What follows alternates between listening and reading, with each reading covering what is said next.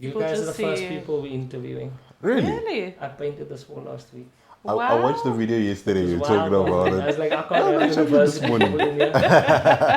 My wife was We like, didn't even notice. We'll notice it. no, you would have seen how it looked before. It was horrible. Guys, if you're happy with my sound? Perfect. Everything okay? Is that okay? Okay, cool. So I'm gonna just start by saying welcome. Thank you so much for sharing your time with us. It's a very casual conversation. This is just so that we can inform people. And I just want to introduce you, and I want you to tell us exactly what you do so that we can understand, where the information is coming from. First, we've got Mr. Funani Mabala. Am I saying that correctly? That's correct, yeah. From NWU, that's Northwest University, and you're the marketer over Yes. there. Yeah. Do you want to tell us more about what you do there? Yeah, I think in a nutshell, really, it's quite simple. So my primary role is to recruit students, pretty much just marketing the universities, our offerings from undergraduate qualification right through to PhD qualifications that we have on offer. Really, how can I say this? Stral ID built van die Universiteit, the brand itself, just to put it out there. But in essence, really to provide guidance, career guidance to learners from as early as grade 9 through into their grade 12 year, and then obviously with the application process. And somewhere or another, I found myself learning a bit more about registration. So, you sort of take the student through a whole journey from when you meet them the very first time up until eventually when they do graduate, whether it's with the first qualification or through to the PhDs or whatever. So that's in a nutshell what I do, yeah. Okay, perfect. Thank you. So you're the right person to have here. And then secondly, we have Lauren Delport from the Registrar's Division. A faculty administrator in economic and management sciences. Am I right? Yes, you are. Okay. So what do you do mostly? So in my current role as faculty administrator, I'm responsible for applications, admissions, and also registrations, seeing the student through the academic journey up until they graduate. So we are more your go-to person at university as well. So whenever you have issues with your registrations, with your admissions, with modules clashing when you are a student, when you didn't meet a prerequisite when you failed. Yeah. So we are the first go-to person. So in a nutshell as well, a faculty administrator is the head of the student administration of the faculty. So every faculty has a faculty administrator responsible for that entire process to see the student through as well. You are taking me back because I remember my faculty admin people and it was always an emotional roller coaster. You're standing outside of the door hoping and praying that you've done the right thing and you've got enough credits to get your degree, and they're the ones. Yeah. You guys are really the first point of contact for us to be able to go in that journey. It's one of the big job. That is why it's so special to have both of you. Thank you for your time. So my whole thing, this conversation is coming from, it's been matric results, and over the last couple of years, I see a lot of family members, friends, kids, from various backgrounds, struggling with university, getting accepted at university, and I see parents struggling with understanding exactly when, what, and how much, right? Yeah.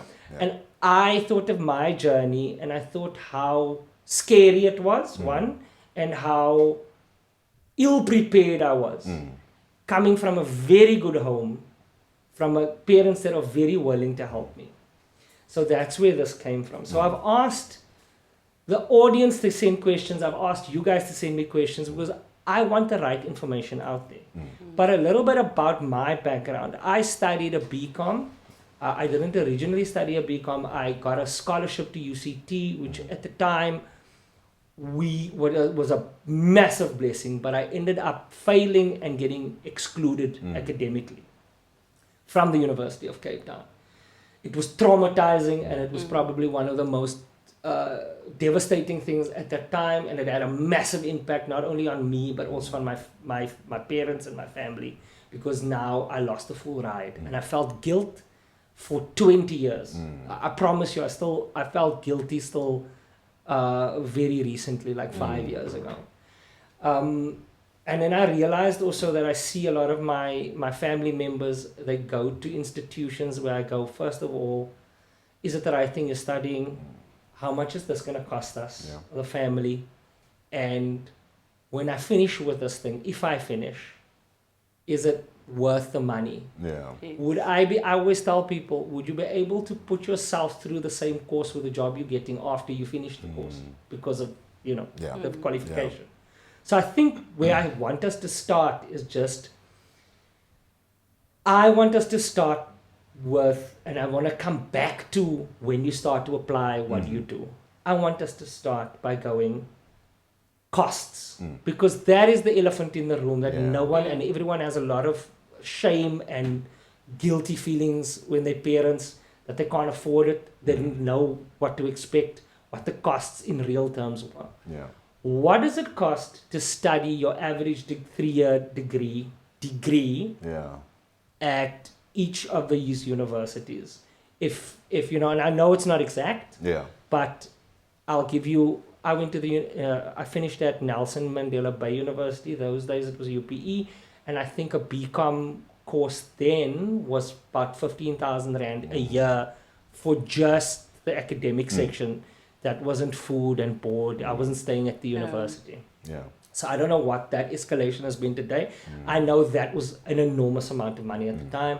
I know that other institutions are more or less up or down. It's not all the same. But if you can just give us a general understanding of what the financial implications are just for the courses people are looking at. Can we start with you, Mr. Kabala? I think you mentioned it well. Obviously, there's quite a difference between the different qualifications that you're studying. A diploma qualification will differ highly to a Bachelor of Engineering, for argument's sake. Because of whether the qualification is a professional qualification or if it's just an academic qualification, because there's those differences as well that one needs to be aware of. But currently you'd be looking anything north of 30,000 Rand. And the 30,000 is quite fairly the lowest that you possibly be looking at for a year. Like you said, just for the academics. Really differs mainly from one qualification to the next and from one university to the other. Metropolitan-placed universities are likely to be much more expensive. So you'd be looking at the minimum of 30,000 for that specific year, and this obviously the escalation of inflation every year that you need to take note of. Between 3 to 4% increment that you find every year. And also, if you have modules that you're repeating the following year, that also has an effect that it plays on your costs. So they are. Of course. And just to be clear, and I'm just talking from personal experience here, 30,000 Rand is just that year, and that probably excludes books and getting there and all those things. Definitely. So now, if you are lucky enough to live near university and you're staying with your parents, that is probably a very big win. That is why in my life, when I went to UPE, it was a blessing because I had family in town. So I could stay with family at a much lower cost than what it would cost us to put me into residence. Because residence was probably another 30,000 Rand, if I'm not mistaken, to eat there and to live there. And there's a lot of hidden costs. But to make sure that people understand, it's 30,000 Rand just for the course, without the books, without the food, without the accommodation, without the taxi fare, for 1 year. And that's the lowest you're looking at a university. And I want that to be very clear, because I don't think people, I think some people take that for granted because they do the research. Exactly, But so many parents get to the front and go, what? That's not what we paid at school. Or we thought it was going to be 10 grand. Or no, you're looking at 100,000 Rand to get a BCom degree. At the low end. Just the courses. Then your kid has to eat. He's got to get there. He's got books. We don't pass everything. I can add there as well to say registration fees are also, you don't keep all the registration fees in mind because it differs from institution to institution. Yes. Some institutions waive that in the beginning before, so the student can just register first. Some institutions, you need to pay an amount upfront as well. Absolutely. So you need to do your research before you get to university. Yes. And also the NSFAS aspect. Yes. So if your kid gets NSFAS, you can't just rely on that. Yes. To say, but my kid has NSFAS, so NSFAS will cover everything. Yeah. You need to do your homework as well to say, what does NSFAS actually cover? Yeah. Yes. Um, Just to be clear, sorry to interrupt Yes. you. Just for the viewers, what is NSFAS? It's funds that you're getting from where? If you apply, I guess, right? so it's a government bursary fund for tertiary education Yes. within South Africa as well. Yes. So there's different criteria that you need to meet as well for be eligible for NSFAS as well. So your parents needs to have a certain amount of income to qualify for NSFAS as well. Yes. And it's entire, in the days of us being a student, it was centralized at the universities. Yeah. But now it's decentralized and NSFAS is operating as a central NSFAS office and not at institutions anymore as it was in the past as well. Yeah, my When- dad was like that. Yes. So we came from the same era Yes. as well. yes. So what happens is that, just to be clear to people, NSFAS it's obviously it's money from the government. Yeah. Yes. And I just said that I was academically excluded. I Yeah. don't think people understand that these courses, that 30,000 Rand isn't the full amount for the course. Yes. The government subsidizes every course anyway, because those lecturers are, gotta be paid, the facilities has to be paid.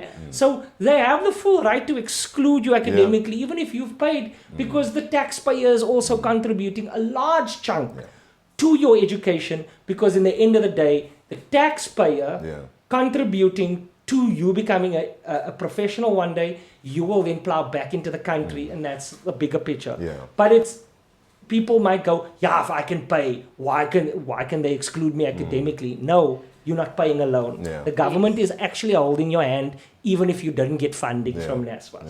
Yeah. Just so people are clear. It's so expensive, for example, to put a doctor through university. Yeah. Definitely. It's almost double, I think. Yeah. The government pays a whole subsidy to put you through, even though you've paid the full Yeah. course. Yeah.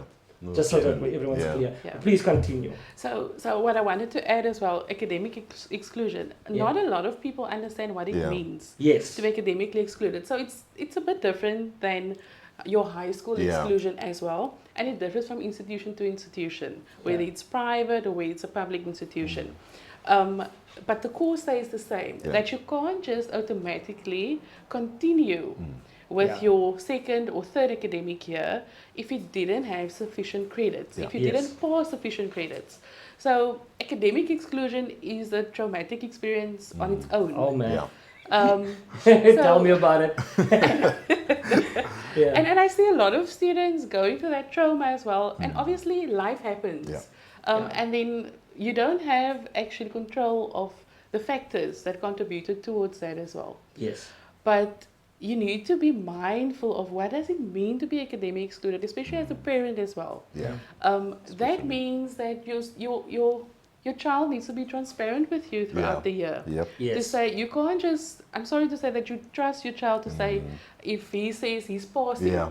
Yeah. And Poppy Act has become a big thing in higher education as well, to say, even if you as a parent is paying the bill, I can't disclose information to you of your 100%, child's record, because the Poppy Act Exactly. says that you can't just disclose information to a third party. Yeah.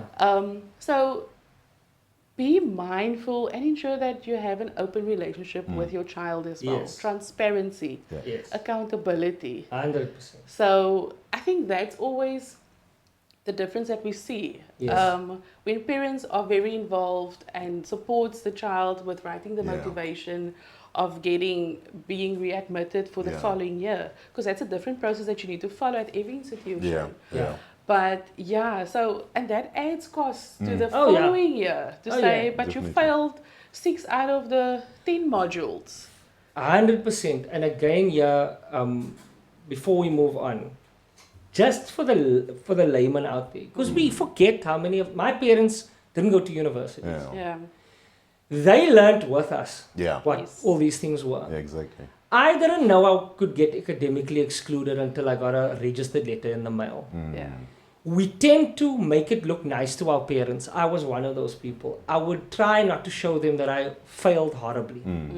And the truth of the thing is that I failed horribly. It's so unfair. It's so unfair to the parent because they think things are going well. Yeah. They have, in many cases, Yes. I know many people that have taken bonds out on their child, on their house to get their kid through first year.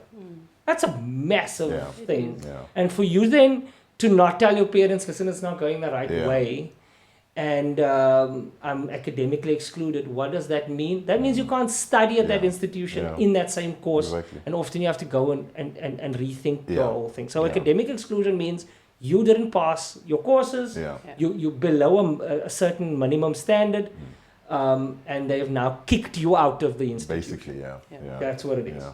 And that happened to me, and it was, like you said, it was very traumatizing. Yeah. Now, beyond that, I want to talk about, first and foremost, we spoke about the finances a little bit. There's obviously a huge financial burden. Yeah. But I wanted to get into the differences between institutions. So, why is it that, what is the difference between a degree from a university such as NWU and Stellenbosch University and a degree from a private institution? Because for many years, I would see people, I got a degree from this private institution. Now, I'm not going to mention private institutions' names here, because these are brands that we all know. Yeah. We hear the horror stories.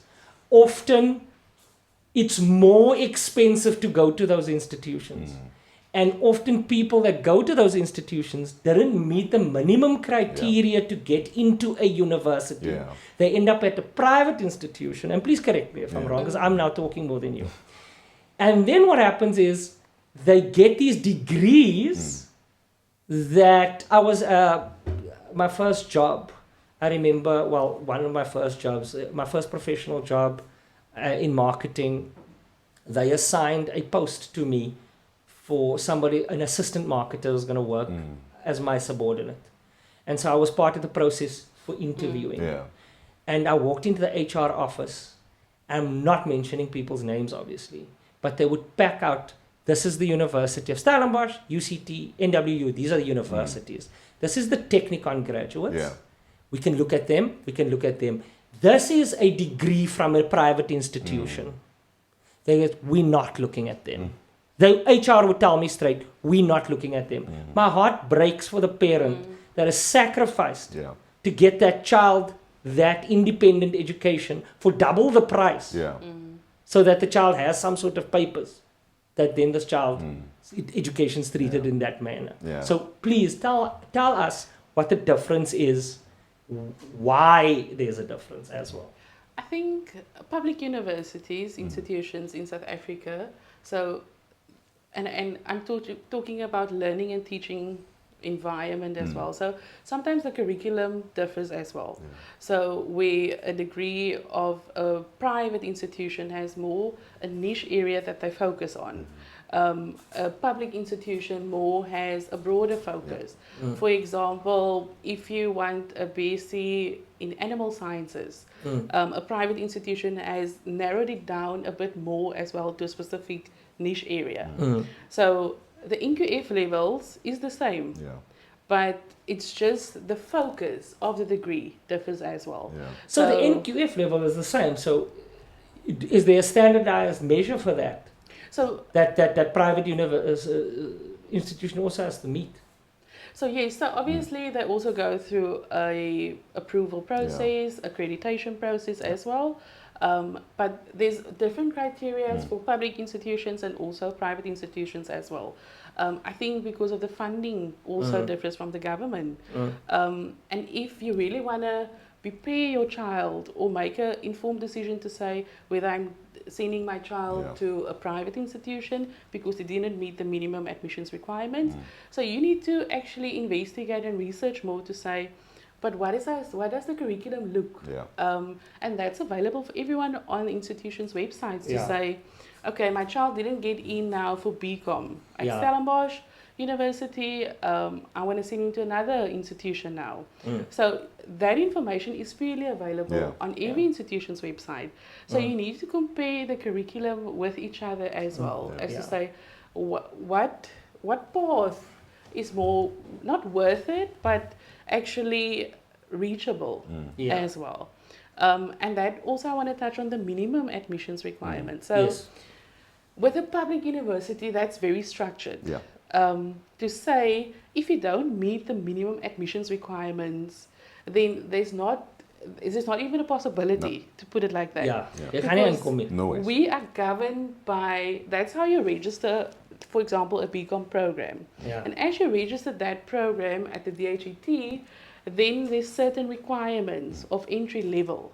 So that you can never deviate from that. But a big thing that we actually saw now, what happened this year, is to say applicants are under the impression if I meet minimum admissions requirements, I am guaranteed a spot. But as the applications, inquiries, and also the stats rises at the university as well. A public university and all other institutions only have so many spots available. You can't over-enroll because there won't be enough seats for first years. So you need to actually project your stats and your numbers so carefully. But then again, it's a projection up until you get all the students registered. So it's a very difficult position for public institutions as well. To say, so remember, if you have minimum admissions requirements for a program, then an institution can have selection requirements as well. Selection means to say we only, for example, maths. Maths is really a big thing. A massive thing. When you apply at different universities. And you need to look at the maths requirements. If the maths requirement says 60%, then you need to look at, okay, so what is the selection requirements? Because that can be 5% up. So, and it really depends. So an institution can change their selection requirements every year. I actually saw a post of a public university posting on their Facebook page to say, this is the difference between minimum admissions and selection requirements. Minimum doesn't give you a spot automatically. So this is where things get interesting. So listen, I can hear the audience going, this is a lot. I can feel it. There's a weight. There's somebody watching this thing and thought that it was going to make it easier for them to digest. So I could just and it's very difficult to get around these things. But the important part here is to understand, first and foremost, you are not alone. Call the institution, ask the questions. The reality is if your child wants to study a course, make it your business to understand why this institution will take him when he didn't meet the requirements of a public institution. And this is not like with schools. Public is better in this case. I'm just going to put it out there. Public institutions are universities like UCT, NWU, Stellenbosch, Nelson Mandela Bay University. These institutions that are government run are really, let's be honest, you don't hear these stories. Well, I could be wrong, but you don't hear these stories where some private institutions you hear that these people were studying for years and this thing was never accredited. Because a diploma is a piece of paper, they can print it at a printer and then can give it to you. But does it hold water? That's the big thing. So I can feel the weight. Please make sure that you just find out the details, call the institution. Because, man, the biggest problem we see in my family and my friends' families is that the kid does not make the requirements. he did not do well enough, or she did not do well enough in high school Yeah. to get into this particular course, Yeah. but they now hell-bent they want to do computer science. Mm. Then they go to the parent and then they apply to different institutions where the criteria is a little bit more slack. Yeah. They get in and it's expensive, and then sometimes those courses are not great. Yeah.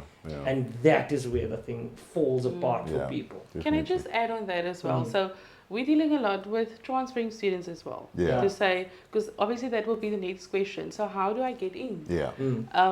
And transferring, so I always say, if your highest qualification is matric obtained, it doesn't matter what institution you go to.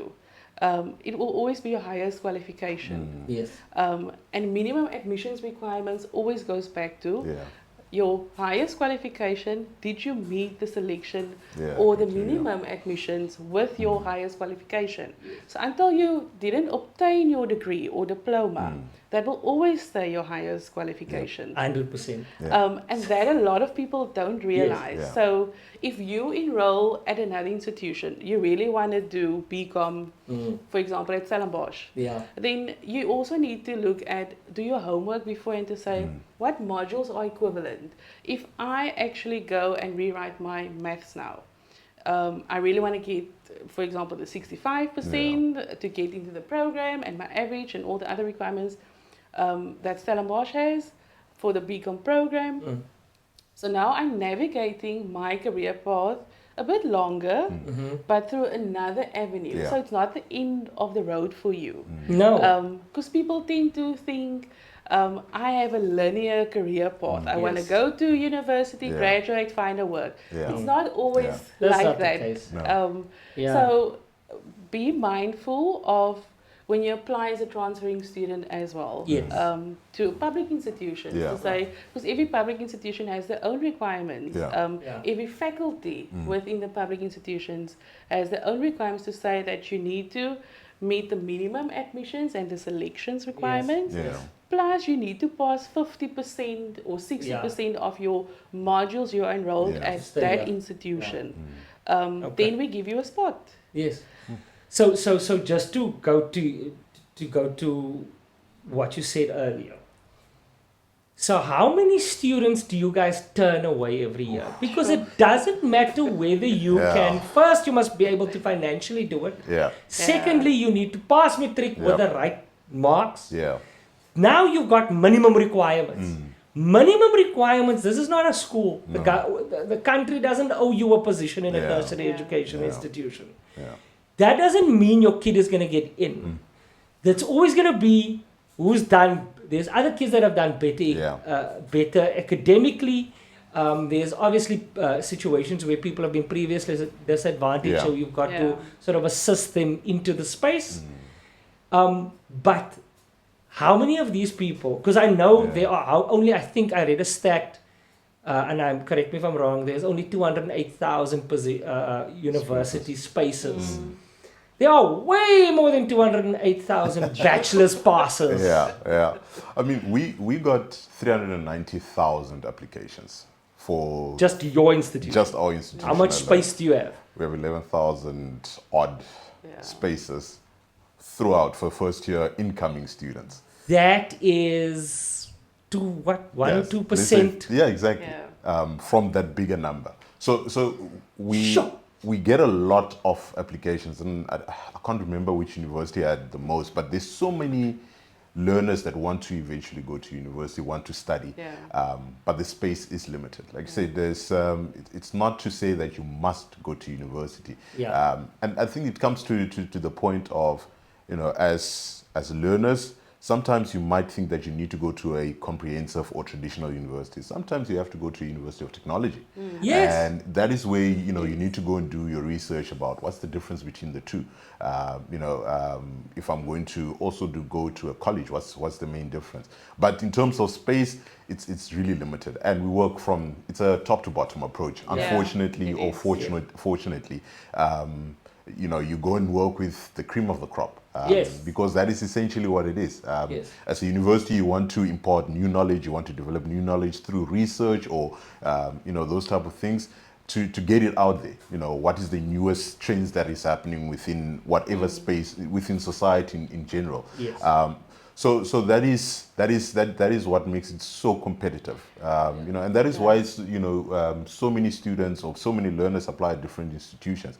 And then coming back to the point of, you know, you're applying for something but you end up not qualifying. Generally, what I would suggest to a learner is say, listen, you obviously have a dream. I want to become a computer scientist or whatever. I want to become an engineer.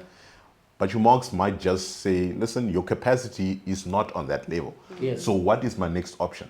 You know, like you said, Lauren, your career is not linear. You're not just going on the N1 and that's it. You might have to detour onto the N3 or N4, whatever.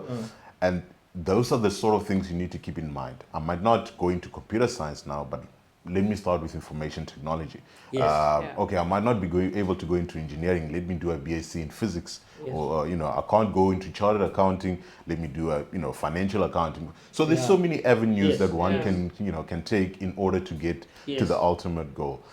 So those are some of the things that parents need to be aware of. Learners need to be aware of. I absolutely love what you're saying there and what you've just said. The truth of the matter is, I've got friends that couldn't get into med school, then became pharmacists, and then went at great financial and personal cost, studied, finished as a pharmacist, managed to find a job or managed to find the funds somewhere else. And then now, because they're more mature, the university looks at them differently. Exactly. Many of the courses they've already finished. So they go, okay, well, the chances that, because in the end of the day, I'm sure the institution wants you through. They want you to pass. So now if you're already a pharmacist, maybe the path is a little shorter to become a doctor. I've got a friend I've got a few friends that have done that and that are now doctors and pharmacists. Right? So I always want to say as well, my father has this thing where he goes, why don't people... some kids are just supposed to go work with their hands. And I think that we speak of universities here, but it's not the only avenue for you to be a successful person in life. True. I've got so many friends that didn't go to universities, found a job, worked their way up, became something, studied through those jobs to become... I've got friends that just did matric and then ended up getting their education through the place that they work at.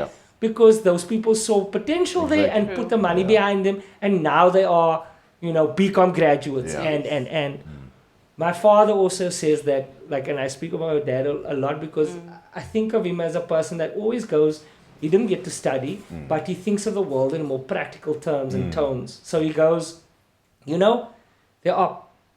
we used to have amazing plumbers, we used to have amazing artisans. Those people don't earn bad salaries. It doesn't mean that when you go, you're now all of a sudden inferior in some way. If that is your passion, then perhaps it's an option to follow. Absolutely. You know what I mean? Because, you'll be happier the end result is happier. Also, there's flavor of the day courses. 20 years ago when I started, everyone wanted to become a chartered accountant, a lawyer, or a doctor. Today, there are so many chartered accountants in the market. Salaries have become more competitive. So people aren't necessarily earning those mega bucks they used to. But if you had studied accountancy and you love it, the value is that you are happy in your job. Definitely. That's a very important point, to be happy of what you're studying as well. So not to do it because your parents want you to do it, but because it's your passion as well. And there's a lot of soft skills that people are not mindful of. You need to build your people skills through varsity as well, engaging in class, engaging in social activities. Don't just group with people that has the same characteristics as you, but actually bond with a student that's sitting alone in class there in the corner. He's actually having a lot more contributions that you're not aware of. Yes, but absolutely. And people always think to say, but I obtained my degree, but I don't find a job. So that's where your soft skills comes in as well. How do you engage with people? How you present yourself in an email? Drafting an email. That's the basic skills that you actually also need to learn through your way in varsity as well. So people, I always say, be open-minded. Don't be narrow-minded to say, listen, this is my goal. I only want to focus on this. Yeah. Yes. Because that's actually what puts you. If you get a CV of a CA position, two Yeah. CA positions, you have 500 CVs in front of you. Yeah. So what sets you apart Yeah. from the one next to you? 100%. So As many well. times it's just rocking up early and on Yeah. time and looking Yeah. good, Exactly. looking Yeah, like yeah. the part, and Presentable. Yeah. those are the things. But just to, I wanna reel this thing all the way back Yeah. to right, because that was my initial idea. I want to focus on people that are going into their first year and that bachelor's period, Yeah. because you learn about tertiary education when you're in the system. Yeah. Yeah. So first off, you as a parent, when does a child start considering the courses or the career options? When is, realistically speaking? Yeah. In my day, Yeah. it was really, I started with ideas in my head in grade 9. You know, like what's that, standard 7? Yeah. Yeah. Because in grade 10 back in my day, I don't know if it's Yeah. the same, So- you need to choose the courses, Yeah. and those courses that you are, the subjects that you are studying Yes. will dictate the kind of courses you'll be eligible for at the Yeah. end of the True. run, right? Absolutely. So is it still that way? Yes. Definitely. Yeah, Yeah. we have a program called the interest index. So the whole idea behind the interest index is really to allow you as a learner already in grade 9 to start identifying firstly what is your personality, because I always make a joke with learners when I visit schools to say, you think you are bubbly and everyone likes you, but ain't like praat jy net te veel. Yeah. So you think you are. So that allows you to develop and understand your personality. Is where that you like an fit in. aptitude test? Exactly Yeah. that. Yes. From the university side, what's nice about it is it gives you direction as to, all right, this is the type of personality you have. This is the things that you like. From our side, because it's developed by industrial psychologists and stuff like that from the university, we suggest that you look into taking these subjects that will lead you into this qualification, which will lead you into this career. So you already, when you finish that thing, you already have sort of your whole life panned out in front of you to say, if you have this subjects, you can go into this qualifications, which can eventually go into this career, which is quite a lifesaver in essence. Yeah. I always tell the kids that you might be thinking, this is what I want to become. But when you go look at it again, you see, I've got actually quite a variety of careers that I can go into Yes. based on this concentration that I'm in. Which is, so still grade 9 that you want to make sure that you're starting to develop an idea, understand where you want to go, Yeah. and then select those subjects. Yeah. So just be mindful. Grade 9, you're 14. Yeah. You are 14 and you have to start making, as a parent, I want you to know that your kid is 14 and they're already starting to consider what they're studying and where their careers are going to end up, which impacts their lives dramatically. And so I don't know if you guys, like, I advocate personally, get an aptitude test. Yeah. Yeah. Because you might open a door that you weren't aware of. Yeah. We grew up, I didn't know what a taxidermist did. I didn't know I really honestly didn't even know how to, I ended up in marketing. But when I was in standard 8, grade 10, Yeah. I didn't know what courses I Yeah. needed to have to get there. And some of these courses are extremely rigid. You're not going to get into medicine without math. Yeah. Precisely. You're not. You can get into maybe journalism without math, but so you have Yeah. to know Yeah. Yeah. early, right? Yeah. Yes. So an aptitude test is actually quite important, and the university already provides like Yeah. some So- sort of guidance there. Yeah, so our whole system is free to use. So you just go onto our website and just give it through to you, and it's as convenient as that. Just being able to have an idea exactly where you should be, what you should be looking at, and like you said, it's a decision that you're gonna make for 50 years. That's Yes. literally what's gonna happen. So for the next 50 years, that's the decision that you're gonna have to be stuck with. Yes. So it has to be a calculated decision. It needs to be something that has been thought through, well investigated. Not just I woke up today and milk a seed and whatever. Just check. Yeah. I also think, just to add on what he said as well, so if you don't know what to do, or that you know where your path would lead you, or what your interest is in grade 9 already. You can also, maybe at a later stage, if you're grade 10, so just ensure that you choose and navigate yourself to subjects that you know have a similar contribution towards what field you want to go into at least. Because actually you change from grade 9 to 11 as well. And grade 11 marks is your make or break marks that you apply with at university. Yes. So, it's a very helpful tool as well, because sometimes you want to speak to someone in person as well. Yeah. So a career guidance, a career counselor.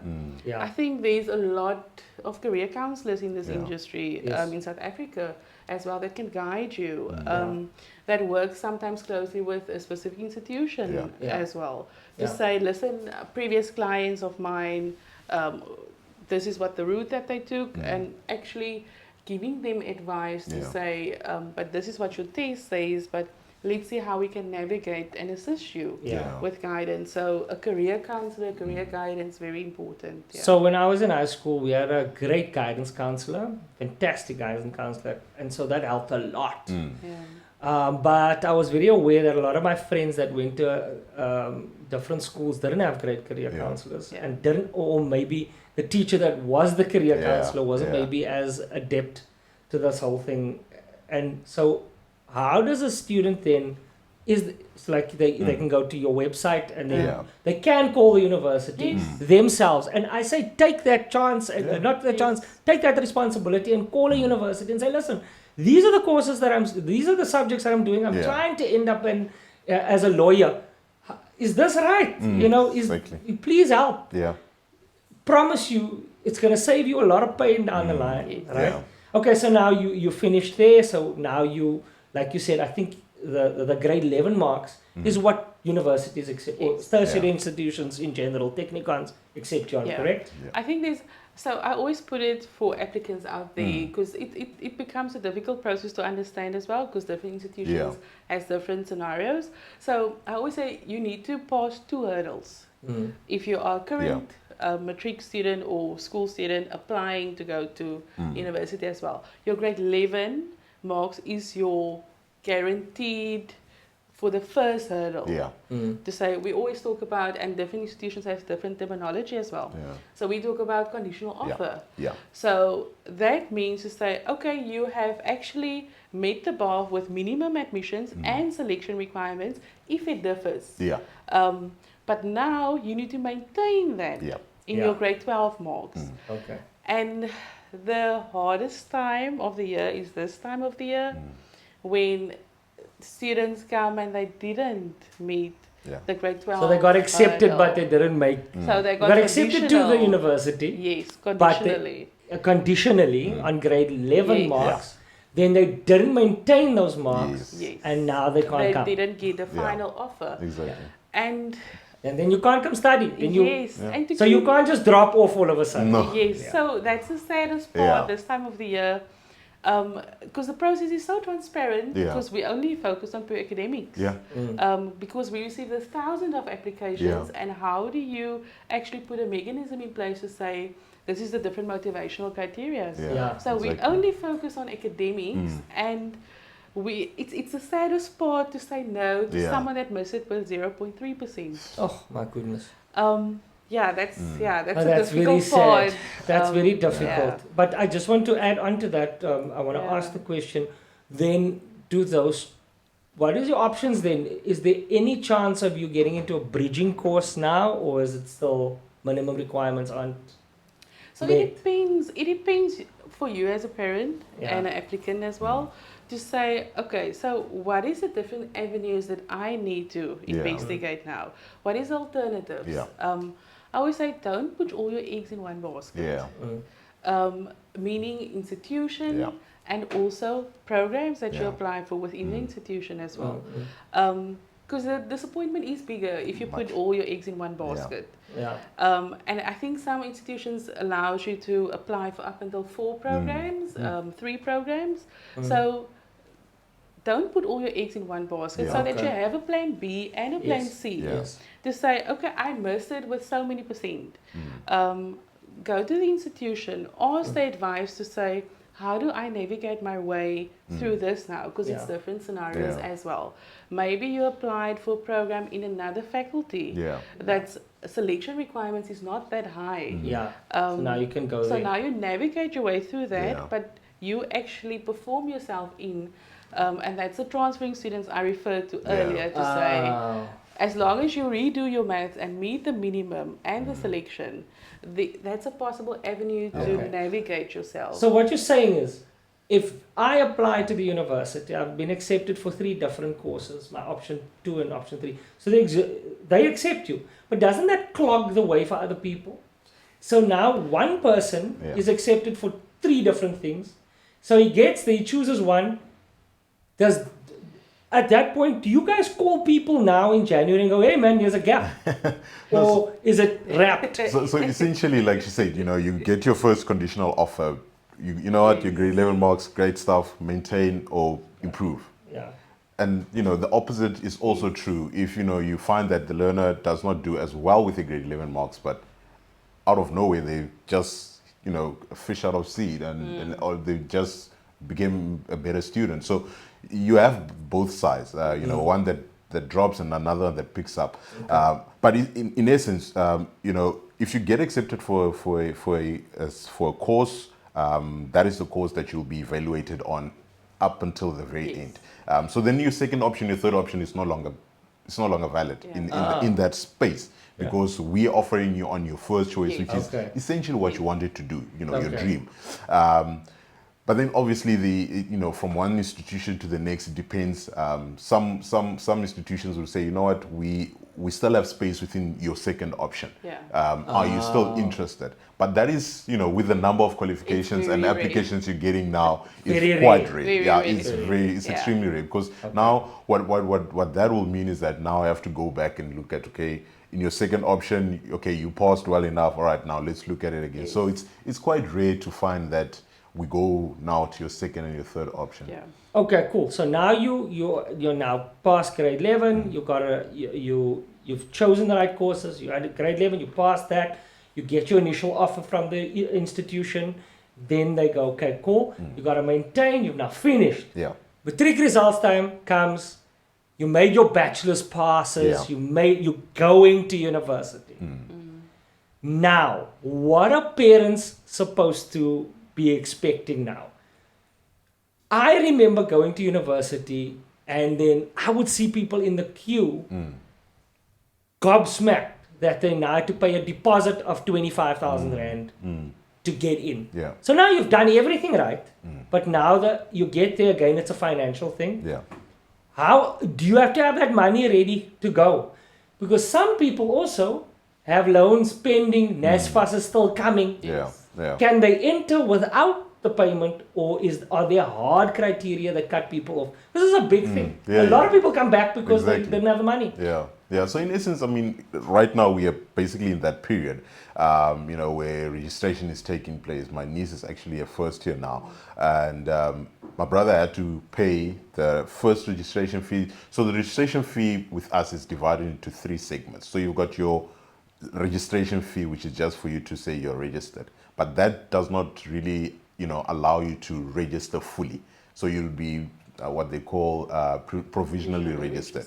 So now you have to pay the first minimum payable fees. Now that first minimum payable fees basically says you've paid your registration plus the first class fees, so to speak. And that currently is 12,345, 1, 2, 3, 4, 5 actually, strangely enough. But now you are in res as well, so on-campus residence. Now you also need to pay that first fee as well, which goes from 12,000 now, it's gone up to 23,000. But the upside about that is that is already credited off the big amount for the year. So instead of now having, you still, let's say you still need to pay 80,000 rand for that specific year, you've already paid down 23,000. So yes, the funds need to be readily available, when you arrive there, if you are paying yourself. Students that are with, in bursary schemes such as a NSFAS, the university gets lists from NSFAS actually that says, listen, these are the students that applied with you guys. they've been accepted according to your data that you've provided, and from our side they're funded, which means then you can release their account or unblock their account so that they can register. Before you have any funds, or whether the registration is not paid, or your NSFAS is not being released yet, unfortunately you will not be able to go on with the registration, because you find a lot of times students come and say, I've been provisionally registered, but that does not allow you actually to take part in the academic activities. So you need to be fully registered. Registered, the money needs to be ready, or you have to have the university must be aware that the funds are coming from an NSFAS, from the bursary. That's correct, Okay, cool. That differs between universities as well. So, for example, we're currently in registration period of first years, as seniors as well, but Stellenbosch University has a rule to say you can register without paying any fees, but then when the classes start, I think there's a certain time that you get your first account. And then they break that up as well into payments, but it doesn't prevent you from registering and starting with your classes as well. So but also the raise part. And there's other smaller expenses that you don't think of that you need to cover. If your child moves into raise, what does he need in the residence? You all of a sudden you need to give your child pocket money now. You need to learn to say, listen, there's a lot of social activities. You need to learn to budget now. And then taking accountability, learning, then teaching them accountability to say, you can't spend your entire pocket money after the first week and then call me and say, I don't have money left for the rest of the month. There's a lot of things that come with that. But now, so just to jump back to, so now you've registered, now courses are starting, there's a week. So I will tell you mistakes I made. I got there and I didn't really attend a week because I was with family here, and it wasn't that I was with my parents because they were in Cape Town now. They're only leaving at the end of a week. A week didn't seem so important. It's not classes yet. They're just showing me where the buildings are. The biggest mistake I've ever made was not to go to a week. True. Absolutely. Because then day one hit, I was like, where is building 35? Where is Jamison Steps? And now it's overwhelming. And then that week or so now, courses are starting. Then the fear-mongering starts. And I'll tell you what the fear-mongering is. Some of we sat in that first class, and I'm not going to mention, he's a very, very big name professor, came to speak to us at the University of Cape Town. And it was something, he said, he rambled off stats to us. He said, there are 800 of you in the business science class. Half of you will not be here in June. So just to be aware, all of that you went through, you get through to university. Most people, 50%, the failure rate is extremely high. Absolutely. They get excluded early already. I think it's about planning as well. So the first orientation week is so important. Extremely. I'm taking I was from a small town before. Which small town? Oh, sorry. I'm from Enki. So going to university, because I studied at NW as well. Being for the first time in this environment. My friend. Jy kom in Potch vir die eerste keer. Dit is hoe Potch lyk. So to navigate, especially to navigate your way through your first year, I think that first 2 weeks, orientation week and the first week of classes, is very, very important, especially if you're not in residence. Because residence assists you you making friends there, and then if you're not in information system, friends can relay that information to you.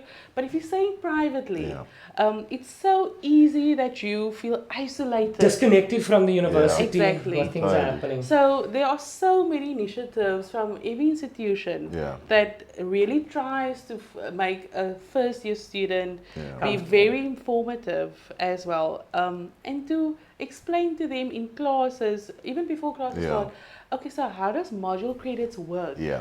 How many notional hours do you need to put in for this 12 credit module? What is a prerequisite? Prerequisite means that I need to pause the first semester module Yeah. in order to continue with that module for the second semester.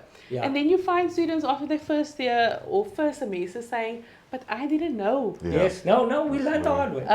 So yeah. You just to add on to that, you can say for example, if you did a BCom back in my day, if you have to do you have to choose a major, if that's accounting, and you want to be a chartered accountant. If you pass all of your courses except accounting, that immediately means you're going to be an extra year. Yes. Exactly. Because you can't go on to accounts too. So many people come back in their final year to do one course. Yeah. And that's a lot of wastage. Exactly. Yeah. So O week is not just a party, because I know that parents sometimes have the idea that, oh no, the social aspect isn't important and we need net gaan party only. But those, not just the O week orientation of where things are and how things work, but also the friends. It's very easy to make friends in that week. Yeah. Because everyone's new and alone. Yeah. They come from different institutions, and often your friends are one of your friend group is the biggest resource you have, because they will tell each other, hey man, you've got to do this, you've got to go to that place. Where are you? Oh, we got lost. You get lost at a university campus every day. Yeah, definitely.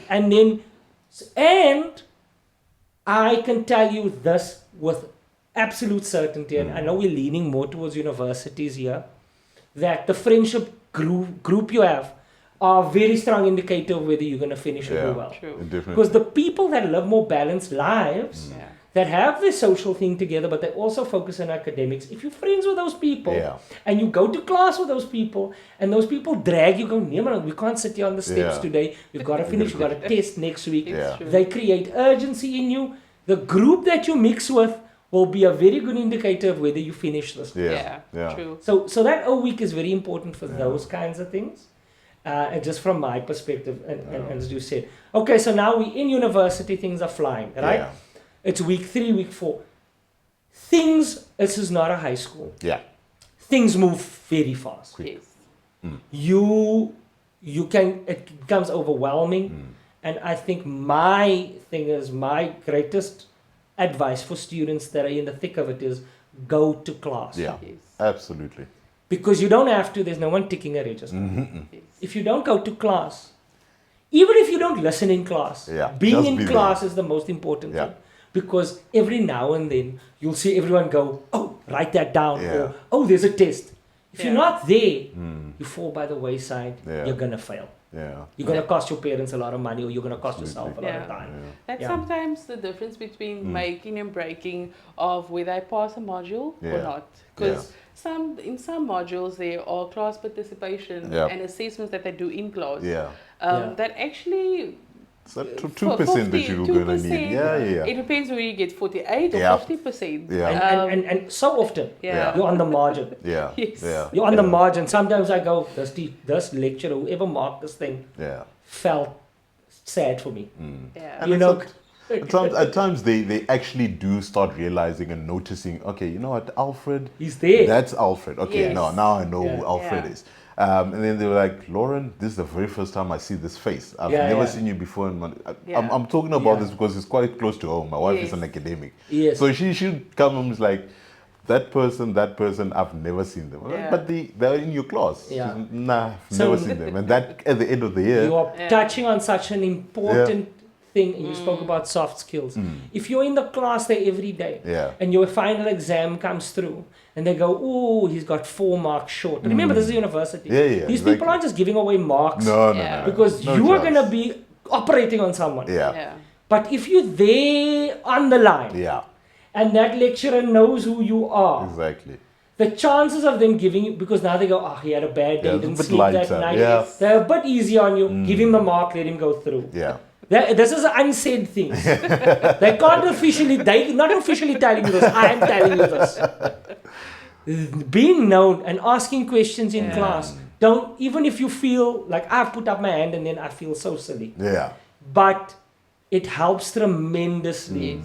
Your relationships with those lecturers help. Go and ask the questions in their office hours. That helps a lot. And so when you're in the thick of things, it gets overwhelming. The chances that you're gonna fail a course at a year is high. Don't be disheartened. I'm just now spitting out stuff here. Yeah. But now you're in the course, now you at it, universities in full flight. Now it's very important for you just to like sort of, what advice would you have for students that are in first year and parents that are parents of first year students that don't know what's happening? What advice would you say, this would help? Yeah.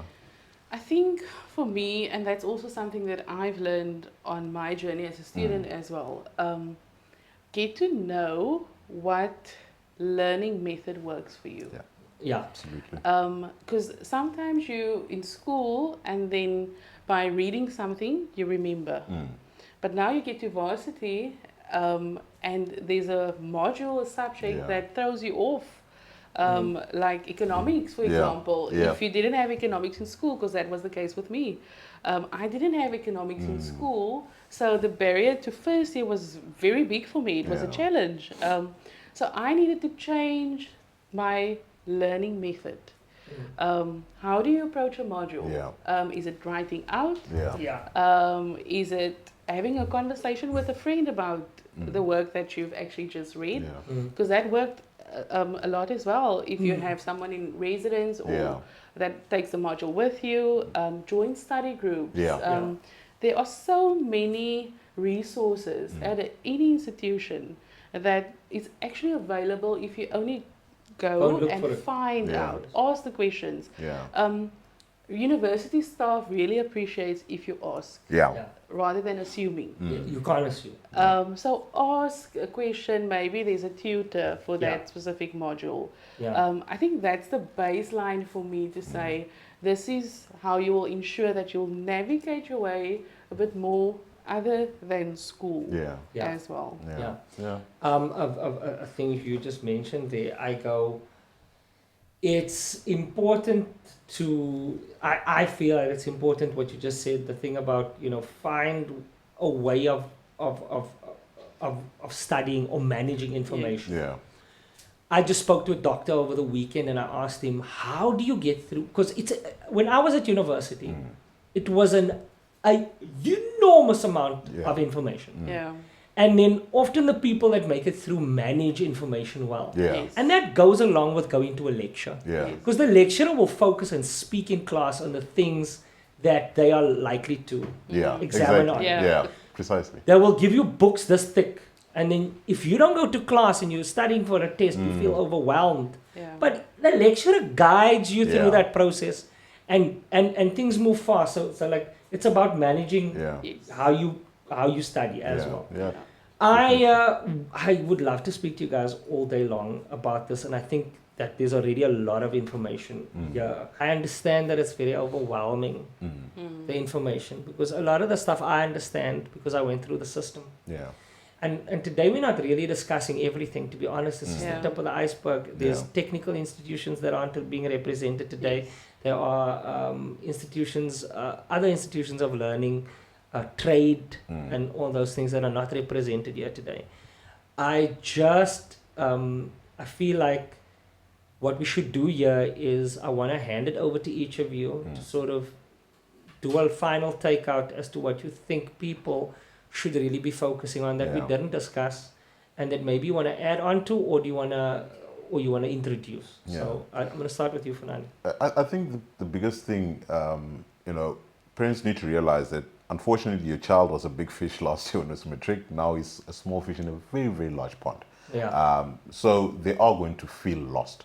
But there are obviously, services available from the institution itself to say, listen, this is how we can assist you. I mean, I'm talking now from psychologists, social workers, clinic. So all those things are available. The child is not on their own at all. We spoke a bit about balancing. I happen to be in a position where I'm the house parent of a sport residence, actually 3 of them. Where these guys need to balance their academics, their sport, as well as their social life. Now, you need to have all those aspects. Your traditional student will have the academics and the social. There needs to be that balance. One cannot overpower the other. So it's important that they themselves already start identifying, right, in terms of their social life, when, how and those sort of things, prioritizing their studies especially. You know, one of my colleagues, Hannes Esterhuizen, said this very well. He said, you know, first year students are in a very interesting position because what they are is they're a teenager, but they're also a young adult. Yeah. For their parents, it's mama's a kind. When it comes to the university, sir, ma'am, you are an adult. We deal with you coming to the Poppy Act and those type of things. And that is where a good relationship between parent and child is very important, to be able to say, listen, how is it going at university? Tell me the truth. Do not tell me what I want to hear. Tell me how it is actually going. You know, are you surviving? Are you surviving or are you thriving? That's also another thing, you know. So those, you know, finding balance essentially is extremely important. You know, from our institution, we've got a lot of activities that they can take part in, you know, for recreational, you know, purposes. Whether it's doing SAR or just playing sports for their residences, that is just something that breaks away from the everyday being behind the books and those type of things. And, you know, and that is the epitome of student life. Those are the days that you remember, you know, sitting on the stoop, drinking a cup of coffee, and then you're like, coffee. I can still remember being PC right now. So those are the sort of times that you remember. I mean, I met a friend yesterday, just to conclude. We were in varsity together, and we were having something a bit stronger than a coffee. And we were talking about our varsity days. You know, what we did those days, you know, how it was. And that is essentially what what you want to have. Taking a qualification, but also have those memories for life. Just before I hand over to you, you mentioned a few things. One, you said there's a lot of resources. I implore students to use those resources. My academic, I was struggling at university. And weirdly enough, I was overly focused on my academics, and then I wouldn't pass my academics. Because there was no balance in my life. You burn out, man. Definitely. And you don't know. I know that now. My life shifted when I started using the university psychologist. I was down. I was down, and I felt like I couldn't get through it. And I saw a university therapist, and that woman had me to a place where I was crying, and then we figured it out, and she helped me tremendously. So these are, it's not just there for fun, right? And balance isn't, having a little bit of a party isn't a wrong thing. Sometimes it needs to be encouraged. Obviously, if you're doing too much of that, you're gonna fail. There's balance to be had. Anyway, that being said, what are your final thoughts on this whole thing? I think to start with, to say every university and institution puts tremendous input and effort in preparing a how-to guide for applicants to minimize the inquiries. There's FAQs on institutions' websites to say, if I get stuck here, how do I continue? When is applications opening? So just a broad date. So this is now the registration season for all institutions as well. But from March up until September, July, depending if it's a selection program, then that's the window of applications opening. So most public universities doesn't have capacity to accommodate late applications. So you need to keep that in mind, that you can't sleep Definitely. to apply. Rather apply than you're not applying and find out later, but I actually wanted to apply. As Funani said, use the resources that is available for you. A very funny thing sitting on the other side of the table is we were also students once. So we know the pitfalls. We know that you have a social life, but we're also there to guide you and give you advice. So don't be scared or think or assume that's information that we won't know. So reach out, even though it's not the correct department, but someone will navigate you to the correct person as well. So as he said as well, it's really the most memorable time of your life that you would look back in 50 years' time to say, but in my student life, and that's the friends that actually becomes your life friends Yeah, as well absolutely. in varsity. So 100%. yeah, a lot. I always say varsity molded and folded me. Yeah. But it depends on you. Yeah. Yeah. If you can go out until 3 o'clock in the morning, then you can get up at 3 to study as well. Yeah. Yeah. Yeah. So prioritizing. Absolutely. Yes. Yeah. Finding balance, time management. I mean, thank you so much for being here. I think it's very valuable. I think that it's such a big. I think we're going to have so many people that are upset that we didn't speak about X, Y, or Z. Yeah. Yeah. But I just wanted to do this, and they were gracious enough. The universities were gracious enough to spare you guys today to just start the conversation. Yeah. I think Yeah. that the important part here is that in your home, your child is going to need a lot of support. Yes. As the child, you've got to understand that you have a massive responsibility Yeah. to try and make Yes. this work. There's going to have to be champions to each of these things. For me in my home, the thing that made it work is my father didn't give up on me Yeah. financially, never. And whatever he needed to do, we got through, and it Yeah. was very hard. Yeah. And I'm not just talking about my father and my mother, but my dad was really trying, like he never gave up, right? It'll make me cry. My mother was really the one that made sure that we knew when the deadlines were, what I needed to study, what schools were the right schools to get me to where I needed to be. There was a lot of support from her, just filling in forms and making sure that I was okay emotionally. Because that same father that put me through helped us so much, maybe didn't have the tools for me to come and cry on his shoulder. So in a home, understand that those things come to play. Yeah. I had siblings that were very supportive. You must also remember that what happens in homes is most people can't afford tertiary education. True. And then when one person gets that tertiary education, often the two other children or the other child can't get it because the parents are depleted Yeah. and that other person didn't get. We have horror stories. So please, guys, you don't have to get a tertiary education. It can't be at the expense of your whole family suffering. And so there are other ways of doing this, and just be careful and conscious and take on the responsibility where you can. But thank you so much, and I hope this sort of helps. Anyway, Kashif, press off there.